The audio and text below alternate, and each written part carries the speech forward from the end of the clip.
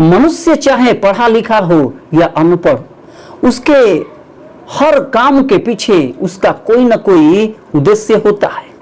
बिना उद्देश्य के वह कोई भी काम नहीं कर सकता। लेकिन ध्यान, मेडिटेशन इस दुनिया का सबसे आसान काम है और इसी मेडिटेशन में कुछ कठिन कठिन क्रियाएं अपने आप साधक के शरीर में होने लगती है। साधक इन क्रियाओं को महसूस करके बहुत ही हैरान होता है और साधक इन क्रियाओं पर कंट्रोल नहीं कर सकता, क्योंकि ये क्रियाएं ऑटोमेटिक अपने आप होती हैं। तो इन क्रियाओं को कुंडलिनी क्रिया कहते हैं और मनुष्य इन क्रियाओं को स्वयं नहीं करता, तो इन क्रियाओं के पीछे उसका कोई उद्देश्य नहीं होता। इन क्रियाओं के पीछे उस शक्ति का उद्देश्य छिपा हुआ है, जो शक्ति इन क्रियाओं को स्वयं करा रही है। तो इन क्रियाओं के पीछे कुंडलिनी शक्ति का उद्देश्य छिपा है। कुंडलिनी शक्ति हमारे रीढ़ की हड्डी में उपस्थित 7 चक्रों में गमन करते करते सहस्त्रार चक्र में पहुंचती है। तो कुंडलिनी शक्ति का जो उद्देश्य है वह है सहस्त्रार चक्र में पहुंचना, क्योंकि सहस्त्रार चक्र में पुरुष तत्व छिपा होता है और कुंडलिनी एक श्रैण शक्ति है। कुंडलिनी 7 चक्रों में सबसे निचले चक्र मूलाधार चक्र में सुषुप्ता अवस्था में सोई रहती है और कुंडलिनी ध्यान की ऊर्जा प्राप्त करके, कॉस्मिक एनर्जी प्राप्त करके मूलाधार चक्र से स्वस्फूर्त होने लगती है और वह मूलाधार चक्र से सभी ऊपर के चक्रों को जागृत करना चाहती है, क्योंकि कुंडलिनी के आवागमन का यही रास्ता है। कुंडलिनी इसी पथ में गमन करती है और इसी पथ में सेरेब्रोस्पाइनल फ्लूइड भरा हुआ है, जो कुंडलिनी इन सभी क्रियाओं को कराती है। ये सेरेब्रोस्पाइनल फ्लूइड ये सब कुछ सारे सेंसेशन, वाइब्रेशन एब्जॉर्ब करता चला जाता है और कुंडलिनी चक्र के 7 चक्र अपने आप ही कुंडलिनी क्रियाओं के कारण जागृत होते चले जाते हैं। तो इन क्रियाओं का बहुत ही महत्व है और कुंडलिनी जागरण के उद्देश्य से इनका महत्व है और कुंडलिनी शक्ति का स्वयं इन क्रियाओं के पीछे उद्देश्य छिपा हुआ है। तो सबसे पहले हम देखते हैं ऊपर से कौन कौन सी क्रियाएं कराती है कुंडलिनी शक्ति। कुंडलिनी शक्ति सबसे पहले आज्ञा चक्र को जागृत करने के लिए कुछ क्रियाएं कराती है। शांभवी क्रिया कराती है, शांभवी मुद्रा कराती है।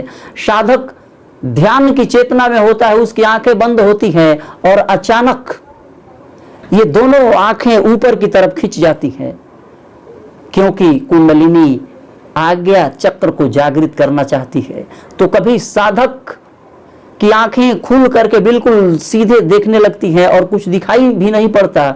इस मुद्रा को उन्मनी मुद्रा कहते हैं। तो कुंडलिनी शक्ति आज्ञा चक्र को जागृत करने के लिए शांभवी मुद्रा और उन्मनी मुद्रा अपने आप ही कराती है। और आज्ञा चक्र के जो सबसे ऊपर में चक्र है उसको सहस्त्रार चक्र बोलते हैं।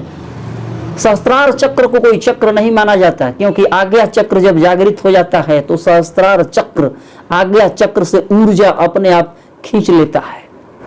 उसके बाद कुंडलिनी शक्ति साधक के मुंह में, जीभ में कुछ क्रियाएं कराकर खेचरी मुद्रा अपने आप ही लगाने लगती है और यह जो खेचरी मुद्रा है वह बिंदु चक्र से जुड़ा है। खेचरी मुद्रा बिंदु चक्र को जागृत करती है और ऊपर से अमृत रस अपने आप ही टपकने लगता है। बिंदु चक्र जागृत होने लगता है। बिंदु चक्र 7 चक्रों से कुछ हटकर है। जैसे सभी चक्र एक सीधी रेखा में है, बिंदु चक्र उस प्रकार सीधी रेखा में नहीं होता। यह हमारे ब्रेन के पिछले हिस्से में स्थित है, लेकिन कुंडलिनी इस बिंदु चक्र को भी खेचरी मुद्रा लगाकर जागृत करती है। उसके बाद विशुद्धि चक्र, कुंडलिनी शक्ति विशुद्धि चक्र को जागृत करने के लिए कंठकूप के पास, कुंडलिनी शक्ति विशुद्धि चक्र को जागृत करने के लिए ऊंजई प्राणायाम कराती है। ऊंजई प्राणायाम हमारे गले से संबंधित है और कंठकूप के पास अपने आप ही जालंधर बंद भी लगने लगता है। ये कुंडलिनी स्वयं कराती है और विशुद्धि चक्र को जागृत करती है। उसके बाद हृदय चक्र, अनाहत चक्र के पास भी सेंसेशन होने लगता है। चूंकि अनाहत चक्र हमारे रीढ़ के हड्डी के बीचों बीच यहाँ स्थित है, तो यहाँ पर कोई शारीरिक क्रिया नहीं हो सकती। यहाँ पर बिल्कुल कुछ सेंसेशन, कुछ गर्माहट महसूस होता है। ऐसा लगता है कि कुछ स्पंदन हो रहा है और कुंडलिनी अनाहत चक्र को जागृत करती है। उसके बाद कुंडलिनी शक्ति पहुंचती है मणिपुर चक्र में और ये मणिपुर चक्र में कुंडलिनी शक्ति अपने आप ही कपाल भाती प्राणायाम कराने लगती है। साधक को ऑटोमेटिक पेट में, नाभि के पास कई स्ट्रोक्स दनादन अपने आप ही लगने लगते हैं। ये स्ट्रोक्स इतने शक्तिशाली होते हैं कि 40 सेकेंड में 90 से 100 स्ट्रोक्स अपने आप ही लग जाते हैं और साधक इन पर कंट्रोल नहीं कर पाता। और इतना ही नहीं, मणिपुर चक्र के पास अपने आप उड़ान बंद लगने लगता है। नाभि अपने आप रीढ़ की हड्डी से जाकर लग जाती है। उड़ान बंद लगने के कारण नाभि चक्र अपने आप ही एक्टिवेट होने लगता है, जागृत होने लगता है। और उसके बाद नाभि चक्र से नीचे साधक जब ध्यान में होता है तो उसकी सांसें ऑटोमेटिक नाभि से नीचे की तरफ उतरने लगती है और नाभि के नीचे भी स्पंदन होने लगता है। उस बिंदु को तांदेन कहते हैं। और जब वहां उस बिंदु के पास स्पंदन होता है तो स्वाधिष्ठान चक्र अपने आप ही एक्टिवेट होने लगता है। और स्वाधिष्ठान चक्र से ठीक नीचे गुद्दा द्वार और लिंग के बीच मूलाधार चक्र होता है और यहाँ मूलाधार चक्र के पास अपने आप ही मूल बंद लगने लगता है। साधक का गुद्दा द्वार अपने आप ही सिकुड़ कर ऊपर की तरफ चला जाता है और मूलाधार चक्र के पास जहाँ गुद्दा द्वार स्थित है वहां पर संकुचन होता है और गुद्दा द्वार अपने आप ही संकुचित होकर ऊपर की तरफ सिकुड़ने लगता है। जब ऐसा होता है तब मूलाधार चक्र जागृत होता है। अश्विन मुद्रा साधक को अपने आप ही लगने लगती है और ध्यान में जब सांसें अपने आप बाहर निकल जाती हैं तब अचानक साधक के गुद्दा द्वार के पास वो अपने आप ही मूल बंद लगने लगता है। मूल बंद जब लगता है तो मूलाधार और स्वाधिष्ठान चक्र अपने आप ही एक्टिवेट होने लगते हैं। तो इस प्रकार कुंडलिनी शक्ति सभी 7-8 चक्रों को अपने आप ही एक्टिवेट करती है। वह अपना रास्ता, अपना मार्ग तैयार करती है। सहस्त्रार चक्र में जहां पर पुरुष तत्व विद्यमान है और कुंडलिनी शक्ति स्वयं एक स्त्रैण शक्ति है और ये स्त्रैण शक्ति पुरुष शक्ति से मिलन करना चाहती है, यानी शक्ति शिव से मिलन करना चाहती है और इसी मिलन के उद्देश्य से कुंडलिनी शक्ति रीढ़ की हड्डी में और ब्रेन में स्थित सभी चक्रों को अपने आप ही जागृत करने लगती है।